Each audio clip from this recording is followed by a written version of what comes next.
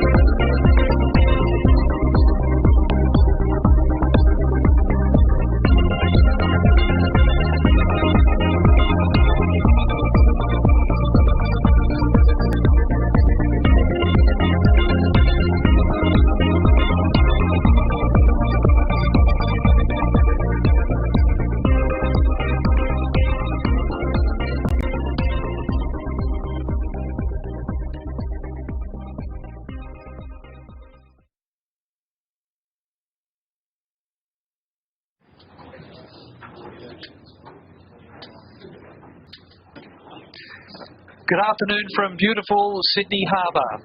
And the Noakes Sydney Gold Coast race is a time-honoured event. It was first held in 1986, starting from Bayview in Pittwater. And the guy who fired the cannon was the late colourful Queensland Premier, Sir Joe Bielke-Peterson. But importantly, we're about 4 minutes away from the 10-minute gun, and I need to establish the credentials of this gentleman alongside me. Rob Brown, one of Australia's most celebrated yachtsmen, America's Cup hero, world champion 18-footer, Admiral's Cup winner as well. Rob, I don't want to embarrass you, but I do want to ask you about the weather. There was no wind last year. How are we looking? Well, thanks, Gordon, for a wonderful introduction. Yeah, we've got breeze this afternoon, which is fantastic. Got a light northeasterly coming in around about 10 knots. The air temperature here in Sydney, 23 degrees, middle of winter, but the water temperature, I'm looking on the dial here, 15.78 degrees. I'm glad we're in here, Gordon. Well, you know every bit of water on this Sydney Harbour, but what about the composition of the fleet this year? We had 57 starters representing Queensland, New South Wales, Victoria, Tasmania, and one entry also from Hong Kong. Antipodes, Jeff Hill, a well-known yachtsman here in Australia, but great fascination here with the composition of the 57-strong fleet, Rob. And it is. It's good to see all the interstate competitors coming here to Sydney for this race, which feeds on to Hamilton Island later in August. After this race, up to Southport, they'll do the Brisbane to Hamilton Island race week, and then Airlie Beach and the lead up. So it's a going north regatta. That's what it's all about, heading north during our winter. And this is the first event of 6 in the Audi Centre Sydney CYC Blue Water Point Score Series. We culminate with the Sydney Hobart Yacht Race on Boxing Day, so the first of 6 events. And there they are, Rob, so it's big business for a lot of these competitors. It's a big exercise to campaign one of these boats. It's like running a small or large business, and every race counts. And the amount of energy that goes into this racing and the crew work, the preparation, it's very, very involved. And there's a classic example there with Whisper Dave Griffiths, a former 18-foot champion himself. They've got an outstanding crew on board, just going out of shot beyond the committee boat, which is right on the start line near Clark Island. Yeah, we've got Dennis Thompson and his terrific race management team from the CYC. We've got 1 minute to a warning signal, so we're just looking at the flags on 10 minutes before. The start time will be at 1 p.m. The tide, Gordon, is coming in, so they'll be pushing a little bit of current, probably half to 1 knot of current. But at least we've got breeze. Last year, if everyone remembers, we were just, I think it took an hour and a half for the boats to get to the heads, but that won't be the case today. Coming up to the 10-minute gun.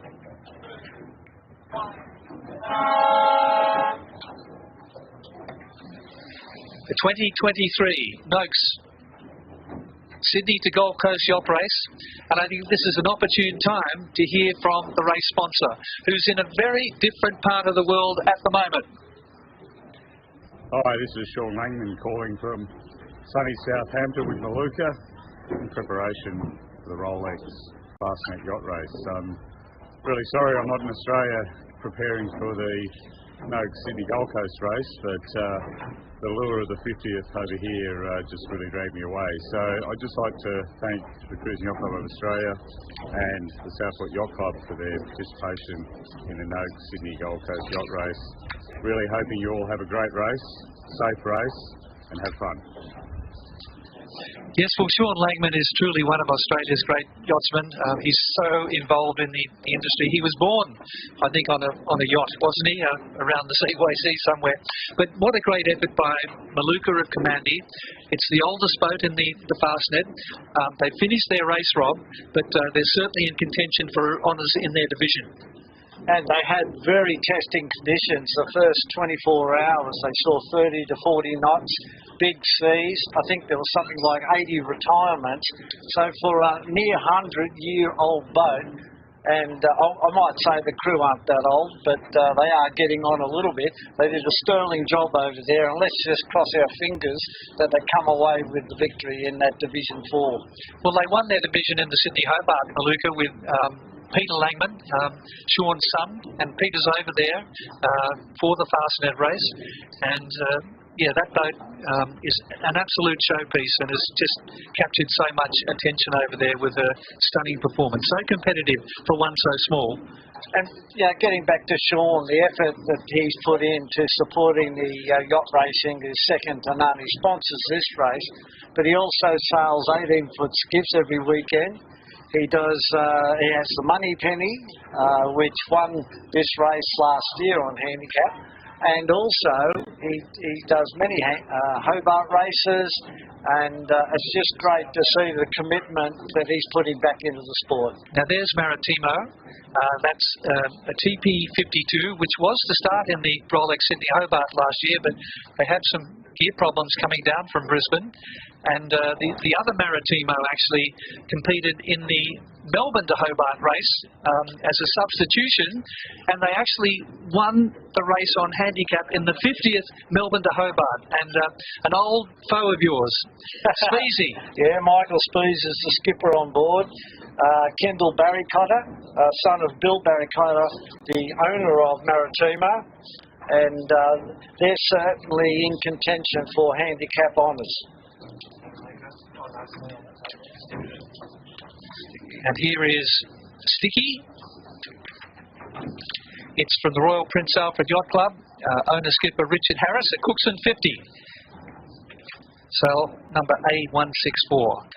So 7 TP52s, 13 two-handers in the race, this fleet of 57, and 4 Australian states represented, and that one overseas entry, Antipodes. What they're doing at the moment, Gordon, is the boats will ping both ends of the start line, so they'll know their time on distance as they do their final run into the start line. So you'll see boats having a short little sprint towards the line, and that'll be so they hit the line when the gun goes. There's URM Anthony Johnson, skippered by Marcus Ashley Jones from the Cruising Yacht Club of Australia. Marcus, a veteran of 16 Rolex Sydney Hobarts. They bought URM. She arrived in Australia in October 2019, and they fought the clock to get her ready in time for the Hobart. She placed 19th overall and 9th on line, but was dicing with the top 4 on line honours, which surprised everyone. That's the thing, Gordon, in this race, it's races within a race. You've got all the different size boats. This is the TP52 Denali. Damien Parks, very famous Australian yachtsman, 34 Hobarts, and with his son Nick, they finished 3rd overall in the Rolex Sydney Hobart in next. But Damien was watch captain on Vengeance back in 1981. Okay, that's 5-minute gun, 5 minutes to the start. And Dave Kellett, another famous yachtsman, Hall of Famer, was on the helm of Vengeance when she took those line honours in 81, and also when she finished second overall on Greathall. Damon was on board with Dave Kellett in 1980. It's going to be very interesting to see which way these guys will come off the start line. With the current running in, there'll be tidal relief on the western foreshore, so I wouldn't be surprised to see a number of yachts starting down towards the pin end, which is back towards the Harbour Bridge or the city, and head over towards the Zoo and Bradley's Head, and then they'll do short tacking up the harbour. Having said that, with so many boats in the fleet, some of the smaller boats might push back towards us. We're at the committee boat end just to get clear air. And there's Andrew Comanche, the lone 100-footer, John Winning Jr., the new kid on the dock alongside the big boys last year, and they swept all before them. They won everything going. Noakes, Sydney to Gold Coast last year. That was a fluky race, as Rob mentioned. But the fastest maxi in the world. We've got a star-studded lineup of crew. It just goes on and on. Sammy Newton, who's over with the Sail GP at the moment. Richard Allinson. We've got Mark Bradford, both from North Sails, or Richie used to be with North Sails. Ed Smythe from New Zealand, he's navigating. Sevi Jarvan, 8 times world 18-foot skiff champion. Took over after Ian Murray. There's a name that we know. Ian, unbelievable contribution to Sail and his innovation. Sam Fay, Graham Taylor, just an unbelievable lineup and great preparation for Andu. So we have 4 start lines, Rob, for the Rolex Sydney Hobart on Boxing Day, but this is it's a bit of a free-for-all here, and there's no real turning mark, is there? Once you get to the heads, instead of turning right to Hobart, you turn left. They've just got to keep one mark to starboard, which is the red blinker buoy off South Reef. So they've just got to stay away from the rocks there, because in previous races we've had a few problems there. Okay. You've never had any problems there, though. So just under 2.5 minutes to the start of the Noakes Sydney Gold Coast race. You notice on Andu they haven't unfurled their headsail, and this will be interesting to see when they furl that. So Andu's definitely going for a pin end or away from the committee boat end and head across to that western foreshore. And avoid all that congestion, Rob. Just a bit of clear water and hopefully find a bit of clear air once they unfurl that headsail. Now, if anyone is over the line, they've got 2 options. One, they can keep going and take a 1-hour penalty, or they can go back and restart. So that's the big decision to make. I know which one I would do. And one of the TP52's frantic is coming from in front of the line at the committee boat end. A bit late. It probably went upwind just to tune up a little bit, but you can see right at the top of the screen there, heading back towards the start line. There's frantic, and that's Mick Martin, the former Wallaby winger, who played in the Bledisloe Cup in 1980 and scored a try in the Bledisloe Cup on at the MCG tonight. But getting close now to the start. 1 minute. So as you can see, everyone's just shuffling in, trying to get that time on distance so they hit the line when the start gun goes. And the worst thing that can happen is if you are over. It is not a good start to a long race. 384 miles. We've got 6837, a little bit early there, having to run parallel with the line. Miranova is way over the line, so he's going to have to come back. So that's panic stations on board there at the moment. They've actually mistimed their gun. They thought that was the start. You can see Andu edging their way forward.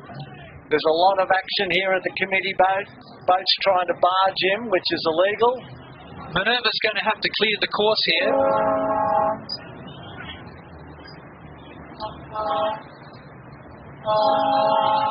So, individual recall. And URM's had a very good start in the middle of the line, and Andu Comanche also towards the pin end. I tell you what, in the clear air. Andu was very, very close, so it's going to be... Okay, so I've just been informed that the individual recall flag has been taken down off the committee boat, so it's a clear start. So Andu was so close, Gordon, to them. It's perfect timing. So No Limit has also had a good start, another one of the 70-footers with URM, but Andu Comanche already showing clean water and air to the rest of the fleet, and no one's surprised about that. We've still got all of that cloud cover above Rob Brown, as they head towards that western shore. I would imagine if that cloud cover remains that we will not see the breeze increase too much. If it does clear, it means the land heats up and will suck the sea breeze in. But they've got a nice 10, 11 knots at the moment. We've got Whisper tacking coming out from Bradley's. The further you go in behind the headland, the less breeze that you'll get. So it's very critical to pick that point to come out. They're all on starboard tack now, and trying to get out of Bradley's on port tack can sometimes be a bit of a risk. And Rupert Henry and Greg O'Shea on Mistral, the two-handed red-hot favourite, which is going to challenge for overall honours too, I'd imagine, Rob. Yeah, well, this year the Noakes City, the Gold Coast, they're 13 two-handed boats, and they will be included and in contention for overall handicap honours. Andu Comanche has he's on port tack, so URM's on starboard, so they've got to give way. And URM is in the lead. Correct. And you can just see the power of Andu winding up now. So that's a brilliant start there for Anthony Johnson and Marcus Ashley Jones. This was the original Shockwave, built by John McConaughey and launched as Alfa Romeo 3 for Neville Crichton. I did a few races on her in the time. Great Michael Pugh design, sister ship to the Wild Oats 11. And Whisper's not far astern. That's good news for Dave Griffith and his very strong crew. There they are. Michael Coxon calling the shots on board. He knows this harbour like the back of his hand. Well, Dave Griffith sailed 12-foot skiffs with Michael Coxon at the Lane Cove and Hunters Hill sailing clubs. They go back a long way. So it'll be interesting just to see how far they stick their noses out into the midstream before they come back to the western foreshore. We've got Celestial just going into attack. So he's coming back because he was on port.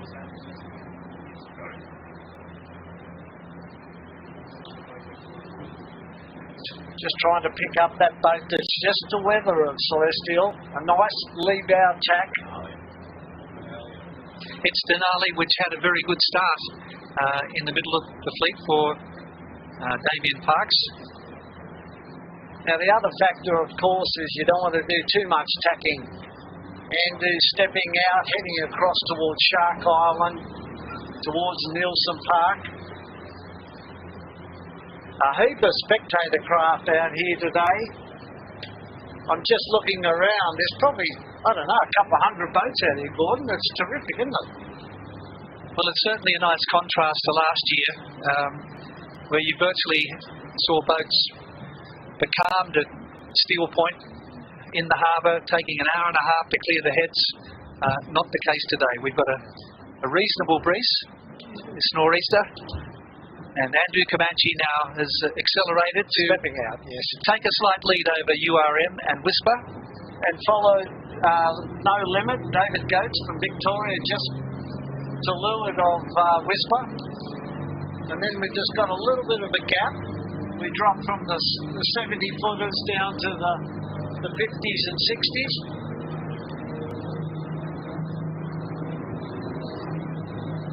There's Maritimo, just heading back towards Bradley's Head, crossing the next group.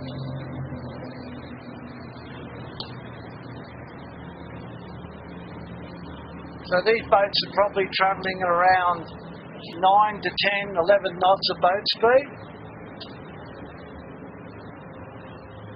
We're just matching Andew's speed here, and we're doing just under 9 knots. So that would mean that the true wind strength is probably around 11 or 12 knots. Well, Andew Comanche in the Rolex Sydney Hobart got jammed at the start line with the spectator boats. Wasn't nowhere to go. Nowhere to go. It was scary stuff, wasn't it? Some of the near misses that occurred with those big boats. And she was actually fourth out the heads behind Wild Oats 11, but quickly accelerated into the front position. For those watching sailing for the first time, you can see the crew, they're sitting on the side of the boat, and that increases the riding moment of the yacht, getting the crew weight as far out as possible, actually straightens the boat up and makes the boat faster through the water. As we see them going into attack now, you can see the crew coming off the rail, moving in, winding winches, and the new headsail sheet coming on. That's a nice tack. So they're liking the left-hand side. Looks like Steve Jarvin calling the shots. So many Hobarts on Wild Oats 11. I think he holds the record for line honours victories. It's something like 14. Yeah. Incredible. Very good sailor. Motti is won Etchell Worlds, Australian Championships. But no doubt who's in the lead now. It's Andew Comanche on starboard tack. And she's really been able to accelerate as she headed over towards that eastern shore.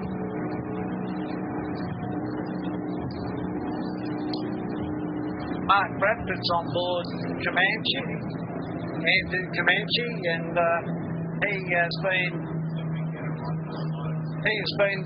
sailing on Blackjack, which has gone overseas and being sold. So they've invited him out there just to add his experience to the boat. Well, he supplied all the sails, Rob, as the head of North Sails, so he'll be keeping a close eye on proceedings. It's a great story, though, with Comanche. Ian Murray actually convinced John Winnie Jr., Herman, to view the boat in Antigua. It was lying dormant there after having been sold to Russian interests, and he agreed to charter it, John Winnie Jr. They came back through the Panama Canal, and they took the sailing world by storm. You can just see here the power in this boat. The boat's like 25 feet wide and actually relies on being heeled at around 25 to 30 degrees to give it the smallest water area in the hull going through the water. So if you got off the rail on Andew, you'd fall across the boat if you didn't hang on. That's how much angle of heel they get on when they're sailing. That's a lot of beam, isn't it? 24 feet. And they would have been having nightmares last night with the forecast. Exactly. Virtually no wind. Last year they actually were glued in the water because the boat would not heel. They didn't have enough wind pressure in the sails. That's No Limit furthest away and Whisper closest on that western shore. They're having their own private war just behind URM. So the 60-footer there, Whisper, and the 70-footer No Limit trailing URM. But those bigger boats chasing hard Andew Comanche. And as suggested earlier, these boats are on the western foreshore, out of the current, and picking up the little wind shifts which come off the western foreshore, out of the bays. So this is your copybook northeast course, And it's just interesting to see that Andu has not come right in. He's actually tacked in front of these two boats and is heading back towards Vaucluse. Well, they seem to be saying that, listen, I'm the biggest and the best and I'm the fastest and I'm going to do my own thing.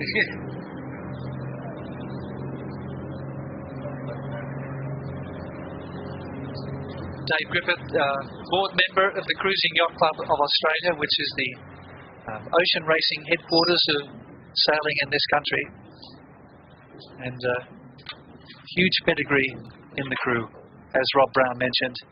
There's David Gates on No Limit. Again, a nice crew. We've got Tony Ellis on board, ex-Ragamuffin. He's got the record of doing 54 Sydney to Hobart yacht races. We've also got Ian Walker, and David Allen is the sailing master all the way from Victoria, and they've just had the boat fully refurbished by Noakes Boat Yard, and I had a look at the boat this morning and it's absolutely in picture perfect condition and going well in this race. Well, they'll be looking forward to the Rolex Sydney Hobart. They had a great race last year. They were 10th on line honours in 1 day, 21.5 hours, 12th on IRC and handicap, and 4th in their division. And it's a near sistership to the 2011 Hobart winner, Loki. Here you can see the boats hugging that western foreshore, getting back in. The closer you are to the shore, the less current. And as I said prior to the start, the current is running from the heads towards the city at around about half to 3/4 of a knot, and that is quite a drag on the boat. So if you can get out of that, you're going to be going that much quicker. Rob, this must be taking you back to your 18-footer days, the way you're describing the Western Shore rock hopping here by these 70 and 60-footers, but No Limit. The crew out on the weather rail, and they're in the groove. I think I can't see Tony Ellis, who must be down having a sleep, I think, or a run. But what a great career Tony Ellis has had. Sailed with the famous Sid Fisher on Ragamuffin. You can see there.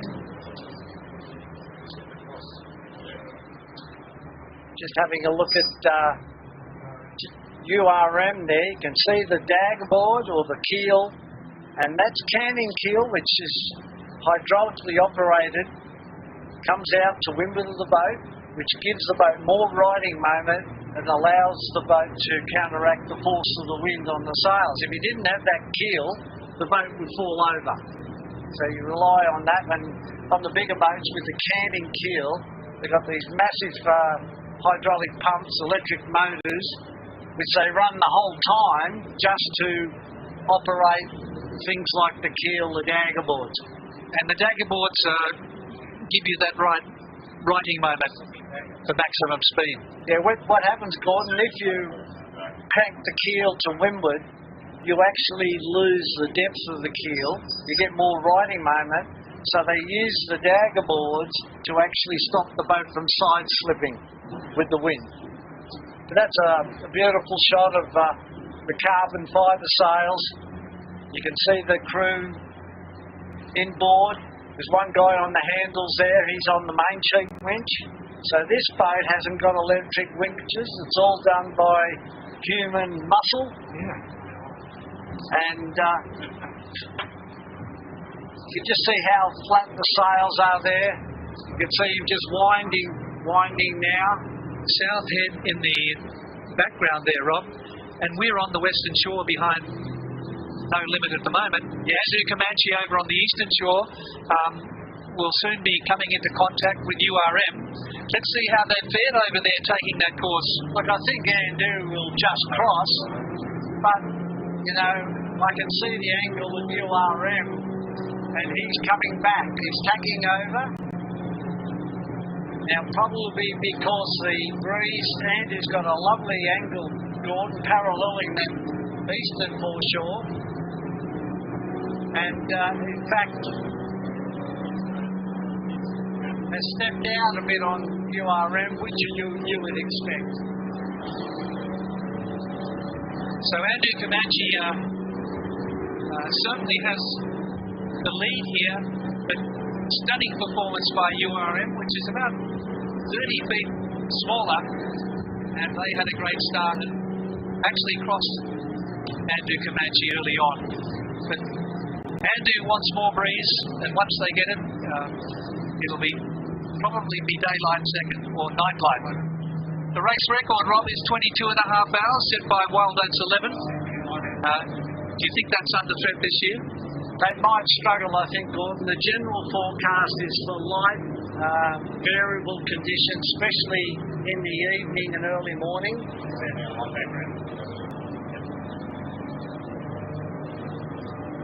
The big challenge for these boats will be how far the bigger boats will go to sea. There's actually less current, around about 40 nautical miles off the coast heading north, and then at 70 nautical miles east of the coast, there's actually favourable current running from south to north at around about 1.5 knots, whereas the current on the shoreline is running south around 2 knots. So the smaller boats will probably hug to the coast and pick up the land breeze that blows through the night.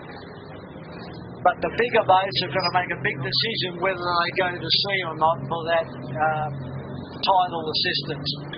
So Andrew Comanche has done well on the eastern shore, and this boat URM, which, as I mentioned, Neville Crichton raced her as Alfa Romeo 3. It's a very famous boat. In 2010, it won the Geralia race, and also won the Mini Maxi division in the Geralia Cup in 2015. They took Lion Honours and placed third overall in last year's Bird Island race, which was her first major race of the season. So splendidly performed. And I'm not sure if all the Johnsons are on board, but I think there were 4 on board for the Rolex Sydney Hobart. Yeah, look how far back to the rest of the fleet. And don't despair, we will be working our way back through the fleet, through the TP52s and the two-handed entries. So much interest there. Some would say that's the real ocean racing now, the two-handed crews who take on all of the open class boats. And you've got Rupert Henry and Greg O'Shea, who've been given a fabulous chance of taking the overall handicap honours this year. So we'll see looking at URM crew getting ready to clear the heads and head to sea, as we see Andrew tacking over. So they're cleared. We've got the red marker just off to our right-hand side. Right-hand side is... So Andrew now probably laying through the middle of the heads. And it's interesting, Gordon, that they've reduced the weight of all their sails in the rig at one time by over 200 kilos by using the latest carbon fibre technology in the sails. Now 200 kilos that far up the rig, that equates to about 2 degrees of riding moment. So the less weight you have up the top, the straighter the boat can sail and faster. And it's a couple of cricket pitches in length, isn't it, the mast? Yeah. Over 40 metres. Just a point of interest here with Andrew Comanche. Just historically, she competed in her first Hobart in 2014 for the American billionaire Jim Clark and his Australian wife, Christy Hinds, the supermodel. And I think from memory, Christy actually steered the boat over the line in second place behind Wild Oats 11 after actually leading for a lot of the race. And Christy Hinds was Jim's fourth wife. We're just going on board now. Netscape. Got Ian Murray just heading up on the weather side, adding a few more kilos to that riding moment that I keep talking about. We've got young John Winning Jr. He's skippering the boat, chartered the boat back in 21, and I believe they're going to continue chartering this boat for some time, which is just unbelievable. This is arguably the fastest maxi yacht in the world. I don't think there is any argument, is there? You can see the angle of heel. You can see the crew, even though they've got that massive keel canted out to windward. From the back there, we've got Campbell, Graham Taylor, Ed Smythe on the back of the boat with his playing computer games, but actually he's navigating, so he is working. They took line on us in 2015 in the Rolex Sydney Hobart after their second the previous year, and then in 2017 when purchased by Jim Cooney, they took line on us. Jim Cooney and Samantha Grant smashed the race record. They finished third behind Wild Oats and Blackjack in 2018, and then first across in 2019 after also taking honours in the Transpac race. So what a performer. This boat, you can see there, it's got two rudders. One's out of the water because the boat actually heels that much that if they had the rudder in the middle, it wouldn't steer the boat. So they need two rudders, one each side. So barring any accidents, no one's going to beat this boat for the line honours. The only thing, Gordon, is if breeze dies, Comanche Andrew does not like light air. It actually straightens up and blues in and very slow. Last year with no wind, it was fourth or fifth out of the heads because it was just stuck to the water. So their main focus will be staying in breeze the whole time, or they'll give it away to, you know, URMs, your whispers, all those types of things. So you're rightly telling me not to celebrate before the fat lady sings. There's a lot that can happen. That's correct. So I'll retract that statement.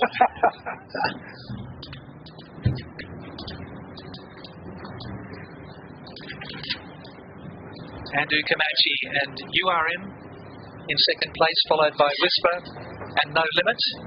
And then there's probably 500 to 600 metres back to the first of the GP52s. And Celestial's leading the way there. Denali also, we saw, had a very good start. Damien Parks. And those two are going to have their own private war. But Sam Haynes, with it all to do, the pressure on, because they are the champion overall winner in the Rolex Sydney Hobart. And they've got most of their crew, their winning crew, from 2022 on board. So URM now, trailing probably by 400 or 500 metres behind Andrew Comanche, but what a fantastic job they've done. We've got a young female on board. You can see Alice Tomarski, David Johnson and Dickie Parker, also from North Sails. James Corrie, another Royal Prince Alfred Pittwater crew. And what they'll do, Gordon, is they'll probably lock into a watch system, probably starting 6 o'clock tonight. And normally what they'll do is 4 hours on, 4 hours off.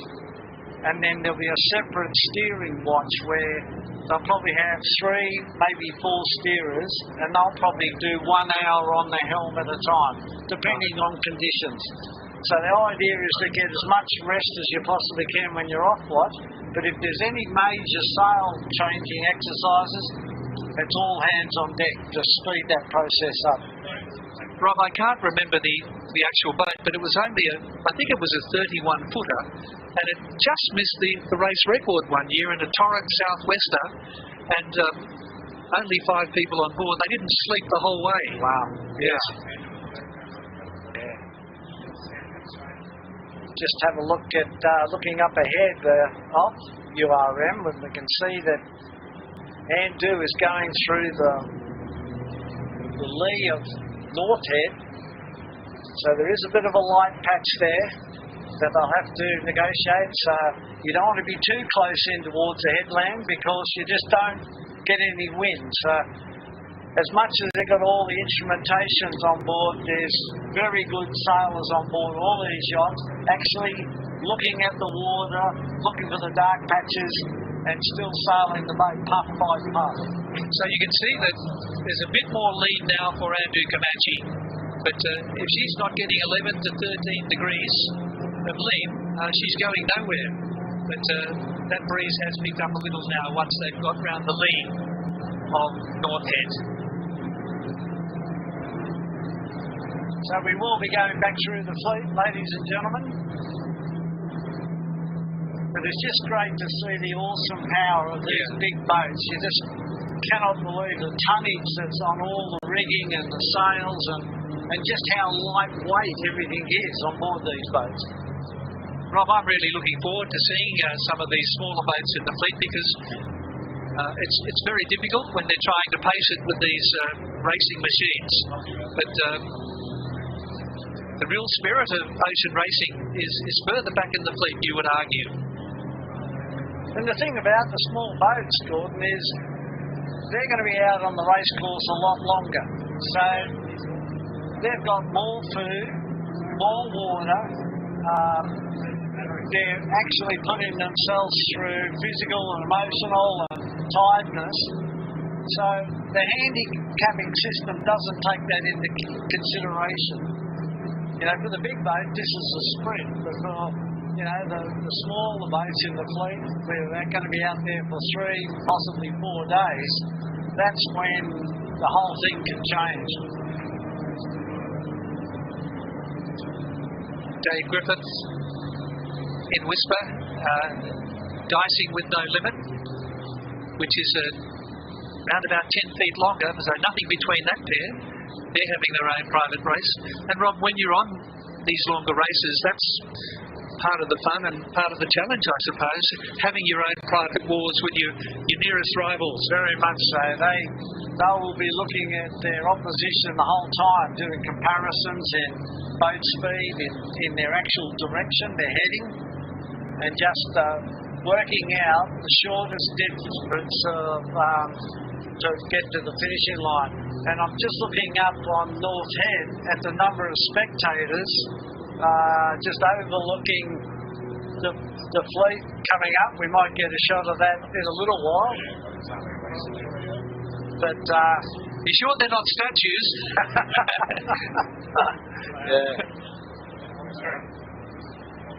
Yeah. So, you know, I reckon there was probably 200 spectator boats, and we got more people off to the left, up in the cars. So that's where we used to do the Sydney Hobart commentary, Gordon. Yeah, we did indeed. Yes. The team's back together. I remember we did it one year from the officers' mess at South Head. That's right. And they were saying what a wonderful position it was. The only problem is we saw the boats only for about 30 seconds. And the bar wasn't open. They did supply breakfast. So they've just changed helms, and it looks like Michael Coxon's back on the helm. Has just given Dave Griffiths a bit of a spell after negotiating the start. You can see the other crew members, the jib trimmer there, moving in, checking the headsail trim. The guy winding the winches on the main, he's all covered up, so I can't tell who it is. The Invisible Man. Yeah. What was that TV series? Was that The Invisible Man? But Michael Coxon, as you mentioned, retired head of North Sails after 45 years of grand service with that organisation.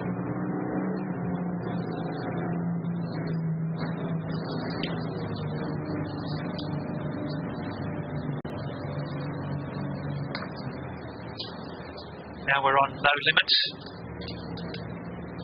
Built in 2008. David Goetz, the former president of Yachting Australia, Sailing Master David Allen, purchased for the 75th Rolex Sydney Hobart, where she finished 7th overall.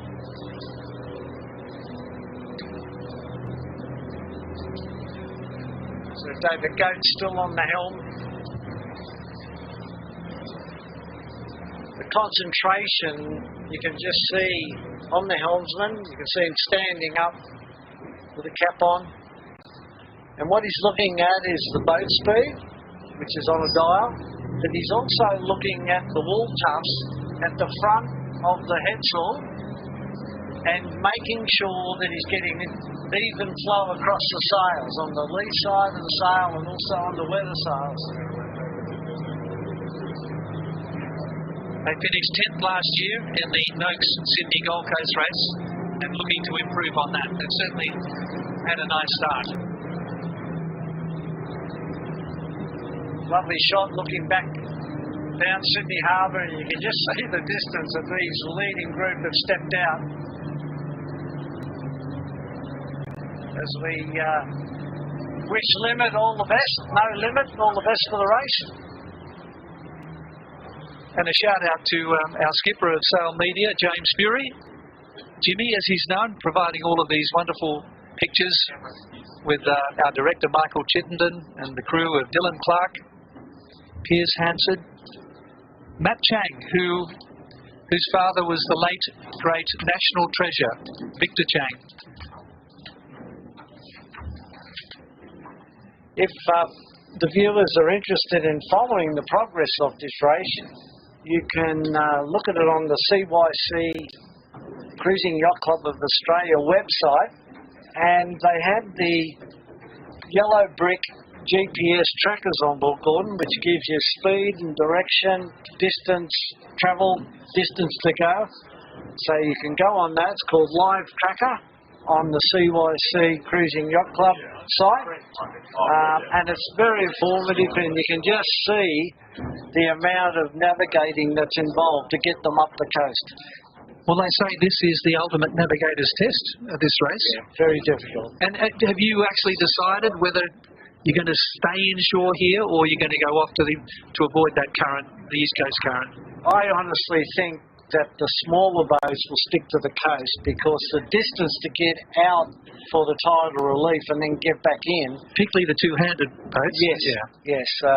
And during the night, the sea breeze will go, and then as the land cools down, the breeze will come off the land towards the ocean. So they'll get about, from nothing to 8-10 knots of southwest, west, northwest type breezes. And then that would mean that they're actually reaching up the coast, out of the current, or as close to the shore as possible. So I think the smaller boats will stick in, and the bigger boats will go out. And this is Smuggler. He's done pretty well. He had a reasonably good start. His best Sydney Hobart result was a third overall as Watdow for Graham Wood, going all the way back to 2008. It's had a lot of modification to bring it up to today's standards, including modifications to the rig, the addition of a bowsprit, as you can see, and also the upgrade of the keel and rudder. We've got Steve McConaughey on board. He's the sailing master. And David Vanderwend, he's navigating. So the pressure really does go on those guys with the navigator's job after their names. So we've got Sebastian Bone. He's skippering the boat. We just go in there and have a bit of a close-up and see how they got the trim. And Rob, will this be their breakthrough TP52 race? 13 of the 14 crew for this year's race. Smuggler had a very tight and experienced crew. They've been together for a number of years. Tim Davis, 16 Hobarts, Sam Price, 16, Peter Torimo, 16 Hobarts, Morgan White, 10. Yes. So that it's all there, isn't it? Well, see, Steve McConaughey, he's third from the back. And it looks like that you mentioned the skipper then. Just Sebastian Bohm? I don't think he's on. I think it's, let me see. I did the America's Cup with him in 2000.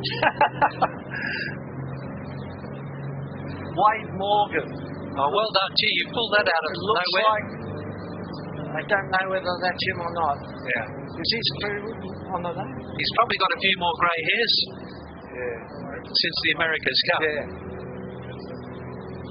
But Smuggler doing a great job. The former Celestial, when she was owned and skippered by Sam Haynes, now with Sebastian Bohm, the Judel Brolick designed TP52. highly Launched as Glory in December 2006. That's the great thing about these TP52s, their longevity and their competitiveness. Highly sprung now.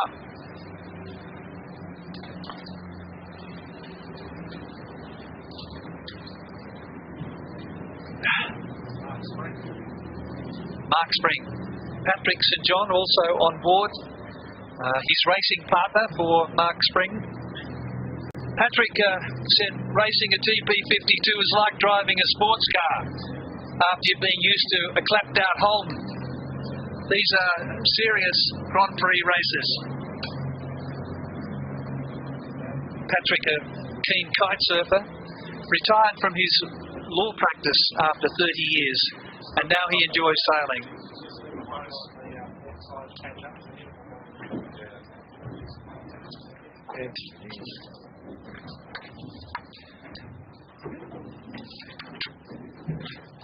And the international entry from Hong Kong, Antipodes, Jeff Hill.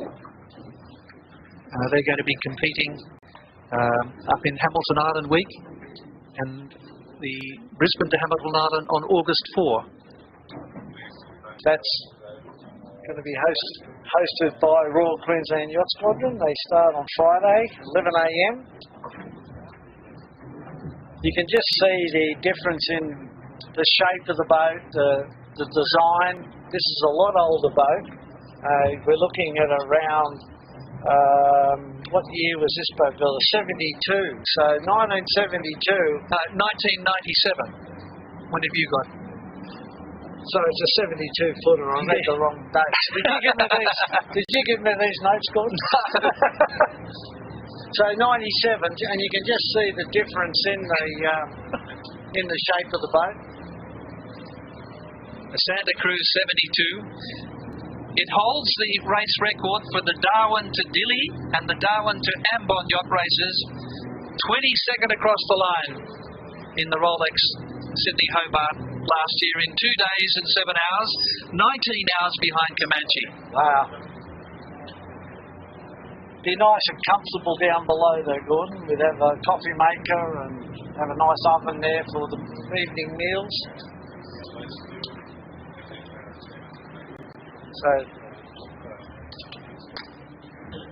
the other TP52 is starting to close now. Celestial and Maritimo, very close to the rocks at North Head. The breeze is actually fairly light. I'd say a couple of knots less than in the harbour. So Celestial, looking at their crew. You mentioned Jack McCartney. His dad Bill McCartney was one of the foundation people involved with the televising of the 18 footers, Rob. Yeah. Where it suddenly became a major, not so much a prime time sport, but used to go on in the lunch break in the Test cricket on Channel 9. That's right. And Bill McCartney was the man who got that all going. Well, when you think about it, you look at the America's Cup coverage these days, and that's what the 18-footers were with Grand Prix sailing. Bill was involved in one-day cricket. Yeah. He was involved in the Coolangatta Gold, and he also founded Grand Prix sailing. So very forward-thinking and a great man with great vision. And his son Jack is on Celestial, and here we are.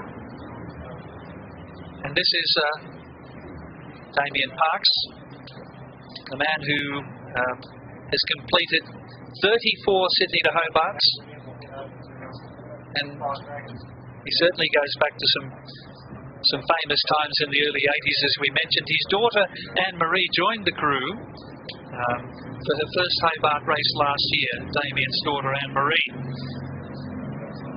And they completed the race in 2 days, 17 hours, and finished 10th in Division 1. Gordon, I'm just looking at the boats heading out to sea. It looks like everyone's going to go wider. Andrew is definitely going out wide. No one has tacked back towards Manly Beach. This is Peter Wrigley and Andy Kiernan with Koa. Finished 11th in the Sydney Gold Coast race last year. We've got a protest flag flying on the back. That's that red pennant off the leeward backstay. So that might have happened at the start. There was a bit of yelling and communication going on between the boats. Peter Wrigley, I think, on the helm at the moment. Now, Peter is the director of Team Australia Challenge, just while we're on Koa, and Team Australia Challenge has been accepted to compete in the 2024 Women's and Youth America's Cup Regattas in Barcelona, Spain. Australia is one of only 6 invited countries to compete. And additionally, the America's Cup teams of New Zealand, USA, UK, Switzerland, Italy and France will also have women's and youth teams competing, so a total of 12 competitors. And the patron of all of that is a man you know well, a former teammate in John Bertrand. So let's hope that all goes ahead. They need sponsorship, and it's a fantastic cause to see the women and the youth crews involved in the America's Cup. Gordon, I played rugby with Peter's brother David at Drummoyne Dirty Reds way back in my younger days. Well, there you go. That's the club of the former Wallaby legend, Greg Davis. Greg Davis, Nookie Tyndall, and Arthur McGill. Talk about rugby. Here's Frantic.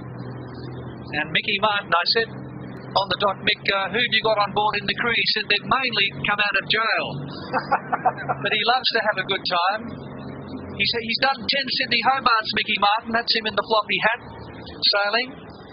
And he said he'd love to have... He's the one on the wheel, though. He said he'd love to have a new boat. But he said, don't mention that because my wife, Kerry, is watching. So we won't mention that, Kerry. Didn't he say he's put a deposit down?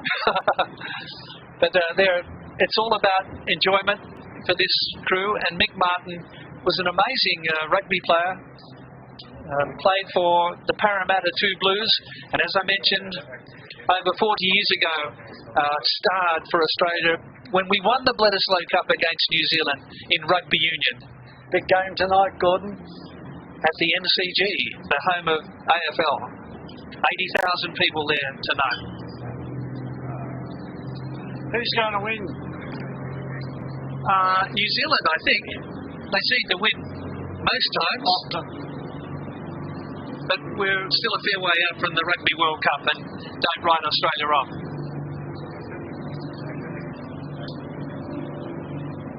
Active again, sail number 4321. A Humphreys 54, 1 and 6. Entries from your now home state, Rob Brown of Queensland. Wynnum Manly Yacht Club, 11 strong crew. Stephanie Kerrin, the owner skipper. So great to see those Queensland entries. It's not an easy task, as you've mentioned, the logistics of getting down for the race. Yeah, there's no races down, but plenty going up north, feeding. Yeah. And Stephanie Kerrin, I think, is on the helm at the moment. Looks like she's on the wheel. Yeah. Sometimes you can go down to leeward, on the leeward wheel, so you can actually see the headsail a little bit better. The whole secret of steering a boat is to don't steer too much, to get the sails balanced so there's minimal movement on the helm. Every time you move that steering wheel, it's like having a big bucket out of the back of the boat. So setting the sails up, getting the right depth and the right tension on the sheets is critical to keeping the boat balanced. So Stephanie's the boss, and she's got 13 males on board to support her. And they're all out on the weather rail at the moment, bar one. And he's just... So it's definitely lightened off out here. The water temperature's improved. It's gone to 16.5 degrees.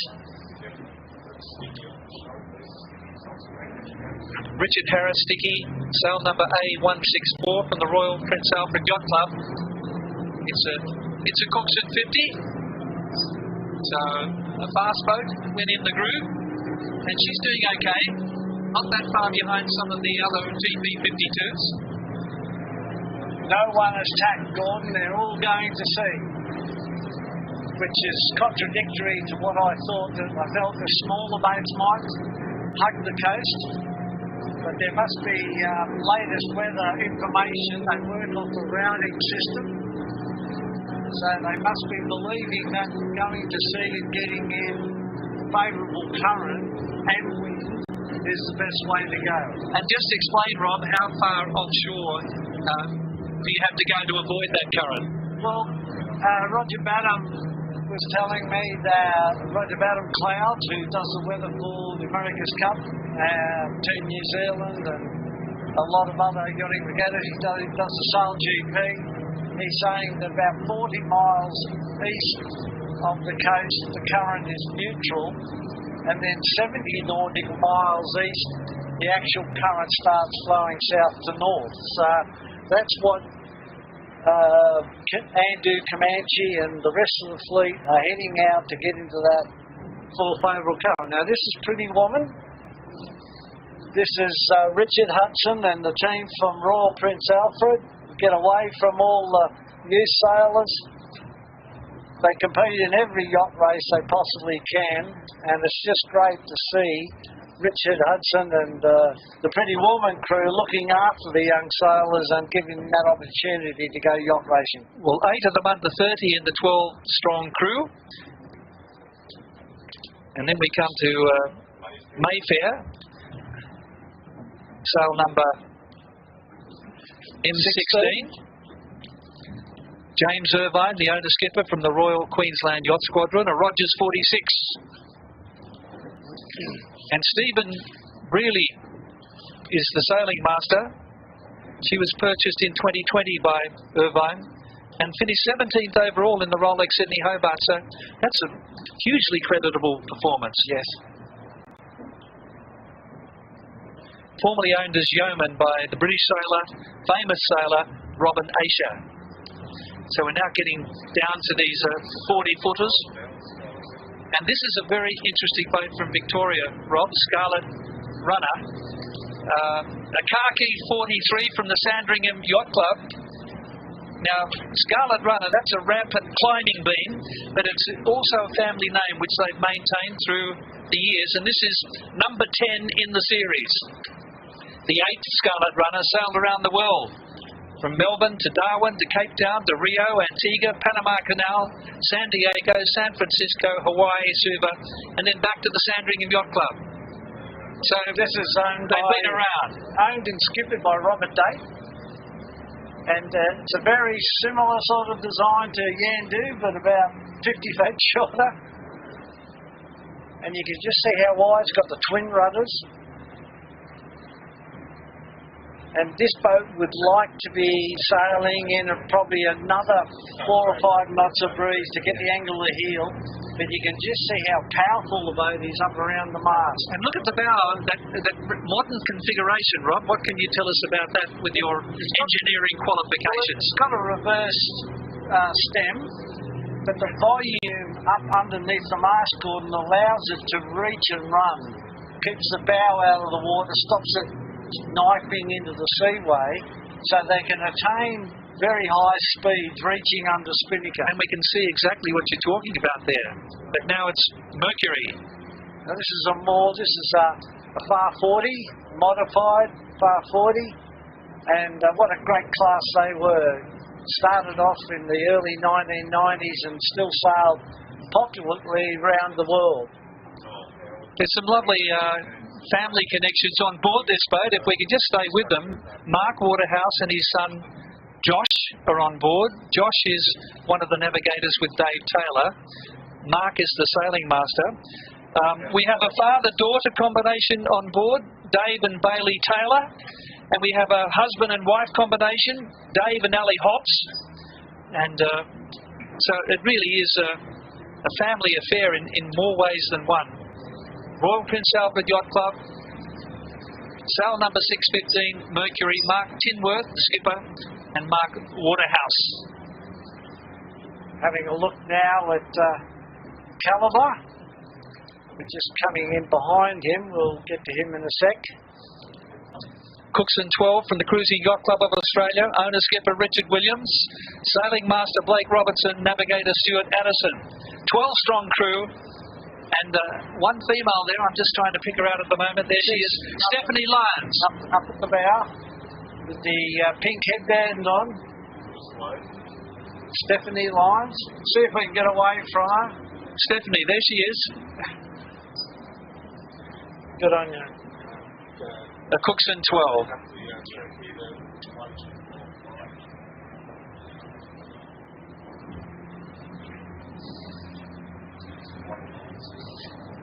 Now we pick up White Noise from the Sandringham Yacht Club, and great to see all of the Victorian entries. We just have White Noise and Scarlet Runner, but they're strongly represented by those two boats. Daniel Edwards, 9-strong crew, won the 2021 King Island race and won Division 2 in the Sydney Gold Coast race last year. And Daniel Edwards won the Ocean Racing Club of Victoria Offshore Championship in 2016-17 in the previous White Noise. And Minerva in the background from the Royal Sydney Yacht Squadron, Edward Cox, a Rykel Pugh DK43. You just see the crew aren't hiking hard on the side of White Noise, which indicates that the breeze hasn't freshened. In fact, it's actually dropped off. So they've got two female sailors on board, Amanda Digby and Jade Gavitt.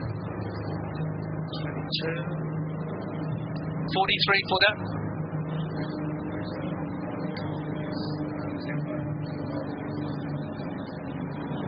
Tempo from Middle Harbour Yacht Club. Michael Smith, and navigating is Steve Taylor. Just having a look at here, you can see they've rubbed the bottom of the boat, the anti-fouling. They've had the boat out of the water and they've scrubbed that down and got the wet and dry out to make the bottom as smooth as possible to reduce the drag.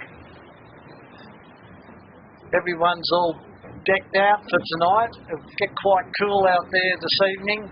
Temperatures will probably be dropping down around about 12 degrees. Yeah, well, they've got some cold weather gear on already, but I think 11 strong crew there on Tempo from Middle Harbour Yacht Club, the Super 40. Next boat is Wine Dark Sea, Peter Lowndes and Greg Lake from the Royal Sydney Yacht Squadron. At the distinctive white hull. Lake Advisory, building flourishing communities, Lake Advisory, advertised on the mainsail. And Peter Lowndes and Greg Lake, part of the two-handed fleet. And this is a Lions 49, so it's probably the largest of the two-handed boats, the 213 strong fleet. See, this is the hard part. You see the other boats with 9, 10, 14, 18 crew. They've only got 2. And you've got to have someone on deck the whole time, concentrating, trimming, pulling the sails. So you don't get much sleep. And just under 50 feet, Rob, I mean, that's a fair bit of boat to handle for 2 men. Very much or so. 2 sailors. And somewhere along the line, you've got to eat and drink and try and get some sleep. Maybe you don't sleep. And sail changes, they're the killers, you know, having to change headsails or get spinnakers up and down during the night when the breeze all changes direction. That's very energy zapping, and you can't take a shift off to get some sleep. This is Mako. This is Paul O'Rourke from Newcastle Yacht Club. He's doing a fantastic job up at Newcastle Yacht Club. CEO has actually transformed that club right across the board, from ocean racing events to major regattas, GP52s. And Rob, this is a famous boat. It was built for the 1999 Admiral's Cup, and it was part of the winning Dutch team as Trust Computer Products. It's bought by a syndicate of owners and raced as Pride in several Fastnet races. So they're a winning Admiral's Cup boat. Owner Paul O'Rourke, skipper Tim Dodds, 10-strong crew in the Sydney 40. What next?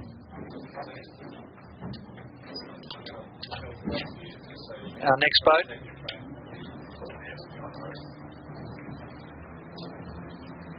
Charles Cupid is the owner-skipper of the Sydney 47. And you mentioned Ian Murray. This is a Murray Burns Dovell design from the Cruising Yacht Club of Australia. 13-strong crew. And again, that name Ian Murray keeps reverberating in our commentary. Keeps popping up. You know, he introduced carbon fibre to the sailing industry. Him and John McConaughey, the famous boat builder, went across to America, had meetings with NASA, and actually brought back carbon fibre and Noakes honeycomb. We're on Popeye now.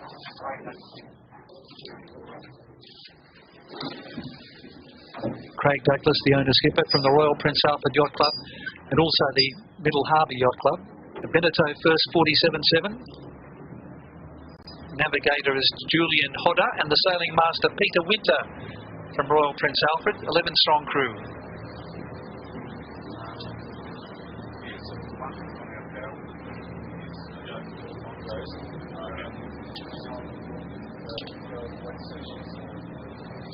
Lisa Callaghan from Mondo, the owner-skipper, and Lisa is the Commodore of Manly Yacht Club. A Sydney 38. It's competed in 5 Sydney Hobarts, purchased by Lisa in 2018. She finished 6th in the Sydney Gold Coast, or this is her 6th Sydney Gold Coast. But retired with a broken gooseneck in the Sydney Hobart, so I'll be looking for a better luck this time. Lisa Callaghan, the owner-skipper of Mondo, the Sydney 38. And they have their own battle, don't they? The 38-footers, the Sydney 38s. Yeah, the 38s and the 40-footers, you know, that used to be a really big boat once upon a time, and there's a lot of them now, and they had their own little battles out here. And 3 females on board on Mondo. It's like we're doing a sail change up here on... Yeah, Kraken. So Kraken there's 3. a couple of boats, Gordon, have tacked off and heading towards Long Reef. So a few of the smaller boats, I think, will stick to the coast. If we can stay with Kraken 3 here, this is the, that's Kazan. We might go back to Kraken if possible, but Kazan, Brad Newton, Sydney 38, Middle Harbour Yacht Club. Mark Glover, the sailing master, 9-strong crew. And just the one female sailor on board, Carla Prince. These guys are actually doing a headsail change as well. You can see the crew up on the foredeck, getting the new jib sheets or Genoa sheets ready.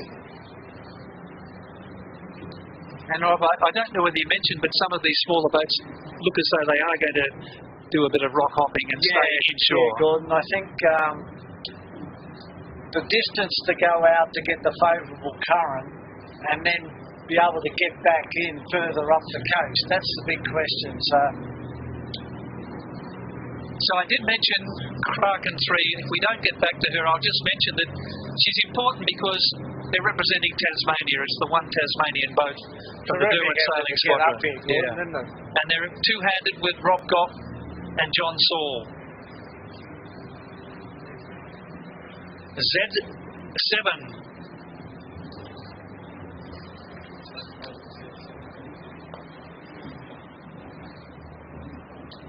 Sailing master Andrew Pearson, navigator Stuart Milne for Laurie McAllister, the owner-skipper, Middle Harbour Yacht Club.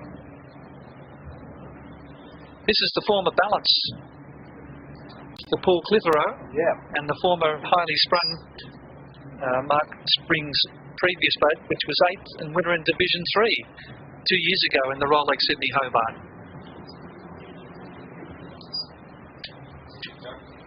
So I've got a Mako's on starboard. That boat has to pull away behind. Coming on the wind now. Mako's got crew on the foredeck. I think they've just done a headsail. Oh no, there they go now. If we can, there we can zoom in. You can see the headsail being hoisted. The person at the mast in red will bounce the halyard to help that sail up.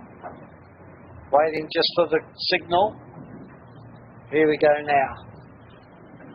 So the whole idea of this is you hoist the new sail on the inside or the weather side of the headsail, and then you release the second halyard and drop the original sail down to leeward.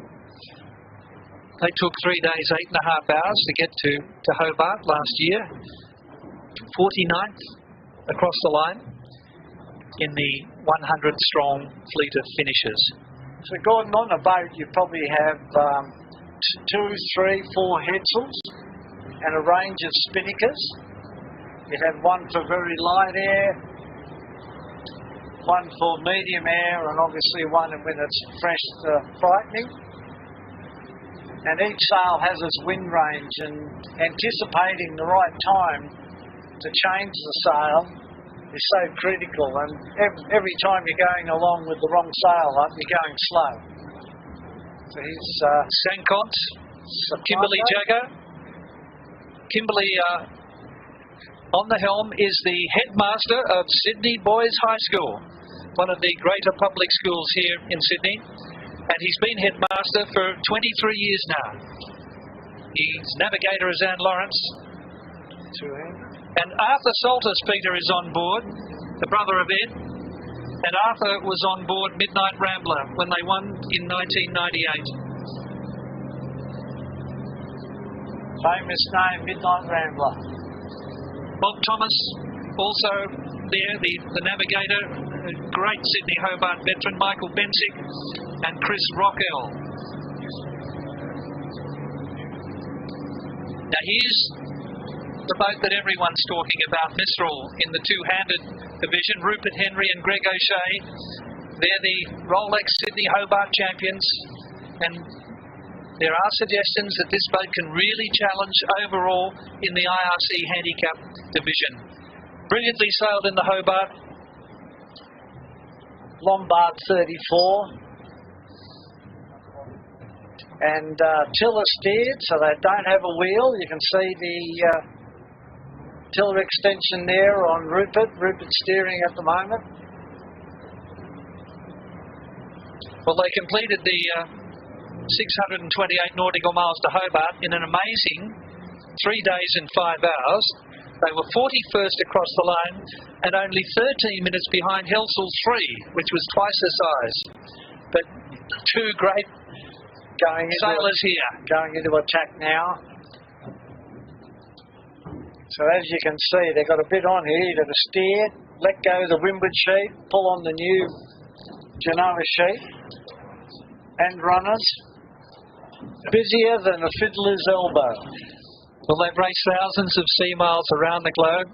In 2018, they won the Melbourne-Osaka race on the former yacht, Chinese Whisper, which is now Whisper for David Griffith, the JB62. But that Melbourne to Osaka race, 5,500 miles. And as a combination, they won that race back in 2018. So it doesn't matter how big your boat is, Gordon. If you sail your boat to the optimum performance and the weather goes your way, which could happen in this race, a small boat like Mistral could win it. Well, it's interesting, they've gone from a 62-footer to a 34-footer. A very competitive 34-footer in Mistral.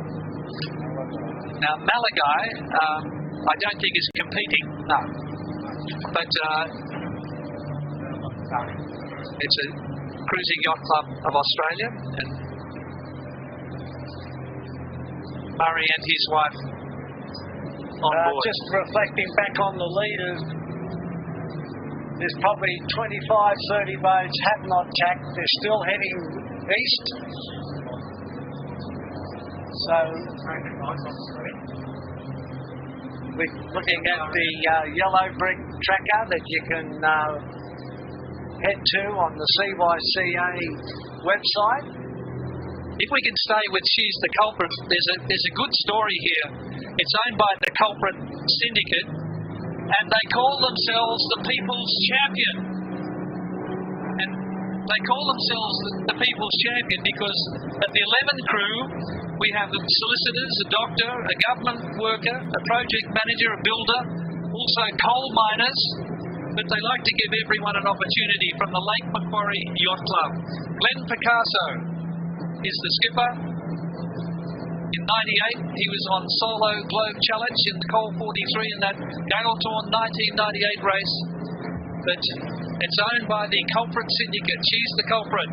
The People's Champion. Some great sailors have come from Lake Macquarie. Jack Pickles and Piccolo. David Powys. Albie Mitchell, who recently was a starter, I think, in the Royal Lake Sydney Hobart. Glenn Bulmer is the sailing master tack on board. And there is, give us a wave, guys.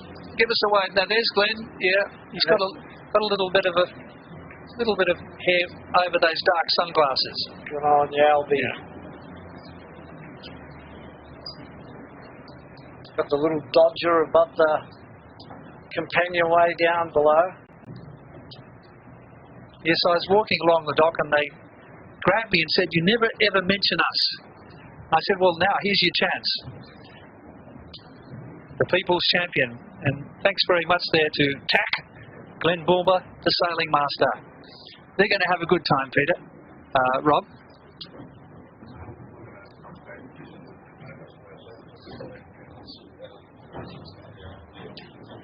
Looks like they're waiting for a bus to come along. Are they heading out offshore? It looks like they're heading out. So I think it's going to be very, very tricky tonight. And I don't think anyone would be 100% certain that their strategy is going to come to fruition. As the land cools down, this sea breeze will die and then you'll get a transfer of the wind direction off the land. And in that period, Gordon, that's when everything can just turn around immediately.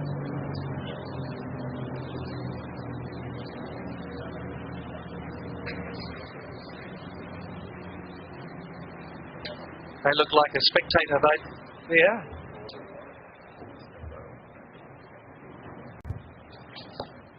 The right. It's a J09. Well, that's Verite. Verite? Number yes, 1. Verite. So apologies there. I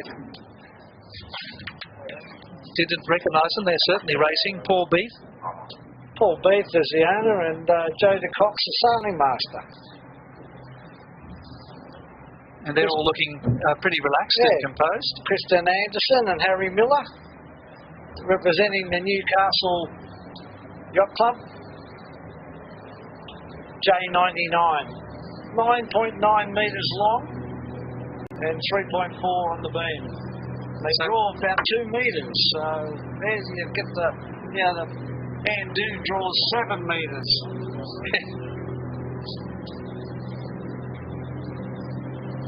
So now here's a famous boat we're coming towards. Wild Oats.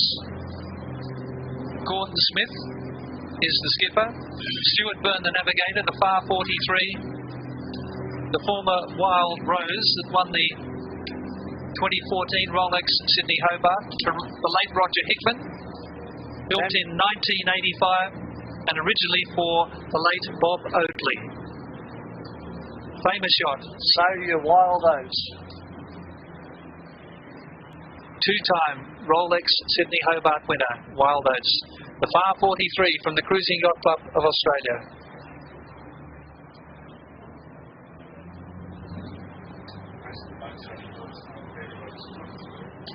So here's a two-hander down here by the looks.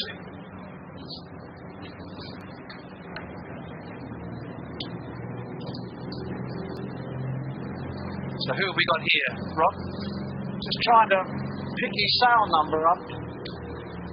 It's a two-handed boat. You can just see how powerful they are in the bow and under the mast. So they're very good in reaching. Sunfish. Oh, this is Stacey Jackson. Is trying out to be on the Women's America's Cup team. Won a Hobart on Wild Oats 11.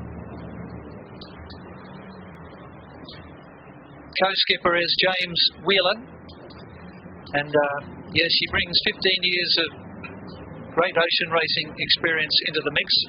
She was skipper of Wild Oats 10 back in 2018 when they were just pipped by Alive on handicap, the Tasmanian boat. Very close. They had a little bit of bad luck there just off Tasman Island.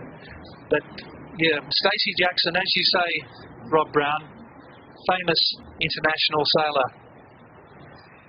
You can see the way that this boat's set up for two-handed. Everything comes back to the cockpit because you don't have the crew to individually operate the individual systems. So everything's led back aft into the cockpit just to make it a little bit easier for doing your manoeuvres. Stacey has sailed in the Fastnet race, the Mum 30 World Championships, and just 15 Sydney Hobarts, yeah. She just recently skippered Not a Diamond in the Brisbane to Keppel race, a Royal Queensland Yacht Squadron race, and had a great race for line honours with Wedgetail. So she's done a lot of sailing, and I just hope she gets involved with the America's Cup team. And let's not forget James Whelan, the co-skipper. He circumnavigated the globe in the Yacht Reeve and looks after a super yacht full-time as a Cruising Yacht Club of Australia member. Very experienced, short-handed ocean racing sailor. Reeve. And we just mentioned Reeve. Beneteau first 45 from the Cruising Yacht Club. Sailing master is Alexis Whelan.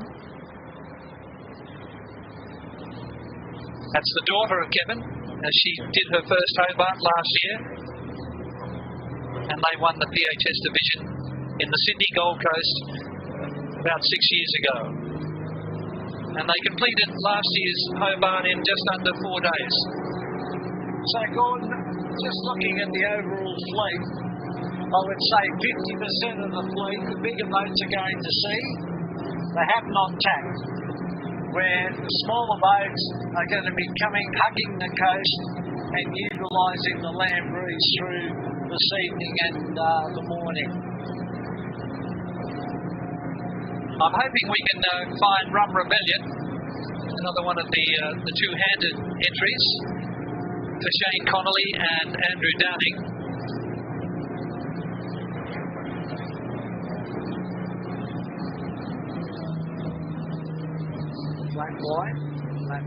Flat white. From Queensland, Jen Linkover is the owner. Skipper Jeffrey Tomlins. From the Queensland Cruising Yacht Club. It's a Radford 12.2 metre boat. Flat white. Yeah. 6 crew members on board. You can see the different sail colour there in the old Dacron sails, where most of the black sails that you're seeing out here are all carbon fibre and various varieties of laminates. And we're now getting into a lot of these two-handed boats, Rob, and they're going to be sticking close to the shore. They're going to have a great race because there's not a lot of size difference and there's not a lot of speed difference. Pac-Man, sail number 110.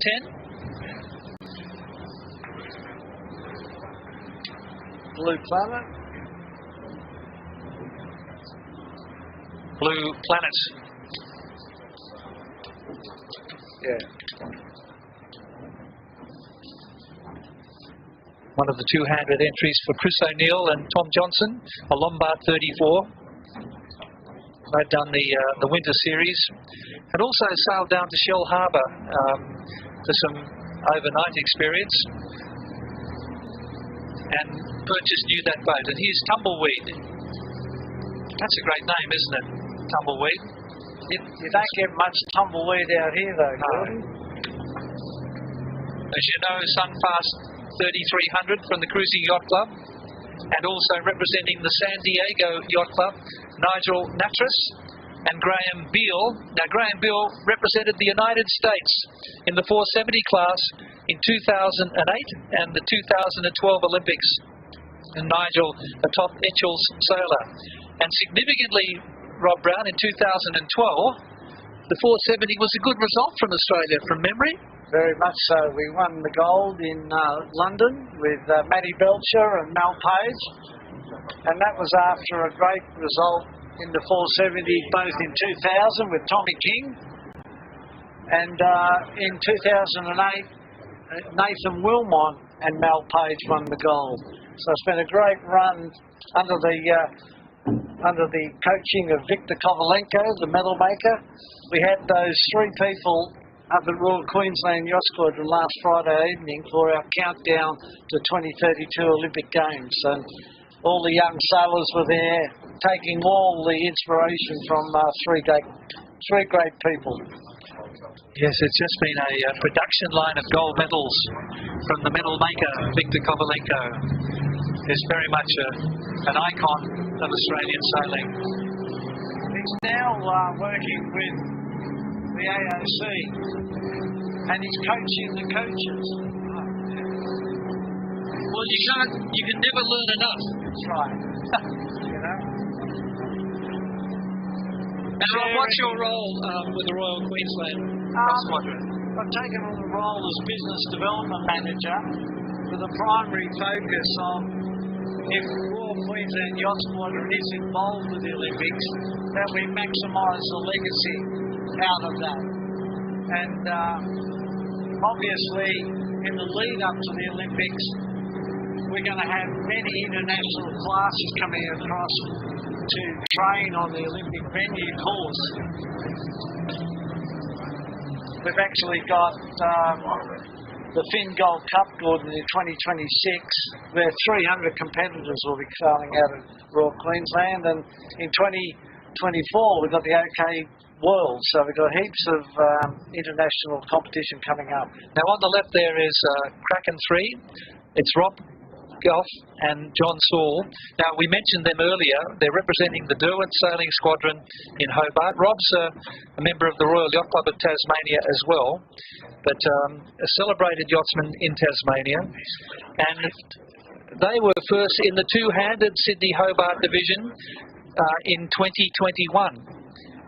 So they've proven performers in the two-handed class, Rob Goff and John Saul from the Derwent Sailing Squadron.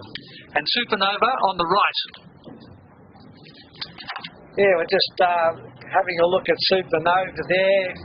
Got a few people hiking, so the breeze has increased just a little bit. Built in 2005, a Sydney 36.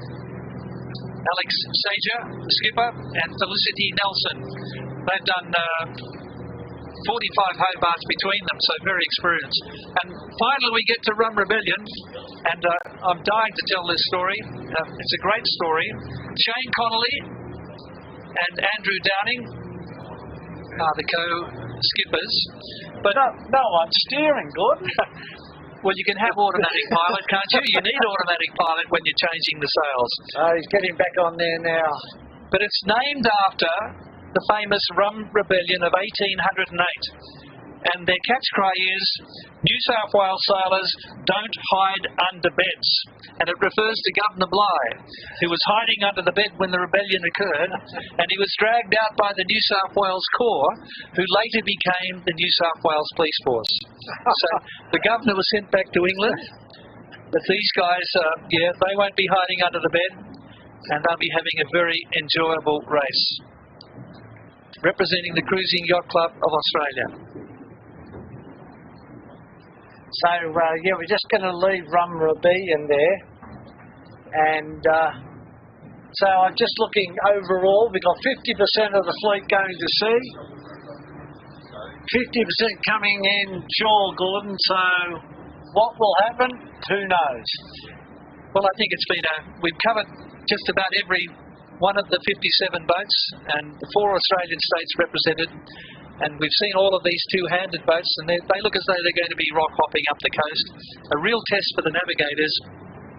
Andrew Comanche off and running. They've gone out to sea, and the TP-52s look as though they're going to have a great battle.